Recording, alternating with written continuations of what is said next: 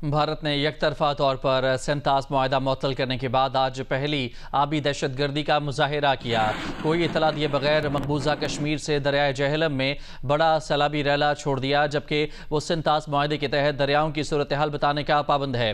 मुजफ्फराबाद से नुमाइंदा जे न्यूज़ आरिफ उर्फी के मुताबिक भारत ने पानी का बहाव बढ़ाने के लिए एक दिन तक पानी को रोका और अचानक 22,000 क्यूसेक का सैलाबी रैला दरियाए जहलम में रिलीज कर दिया। इस पानी के आने से आज़ाद कश्मीर में चकोटी के मकाम पर दरिया में पानी की सतह 10 से 15 फुट तक बुलंद हो गई, जबकि चकोटी से 65 किलोमीटर डाउन स्ट्रीम में मुजफ्फराबाद के करीब दरियाए जहलम में पानी की सतह 7 से 10 फुट रिकॉर्ड की गई। सेंतास मुआहदे के तहत भारत दरियाए चनाब, दरियाए जहलम और दरियाए सिंध में पानी का रैला छोड़ने की पेशगी इतला देने का पाबंद है।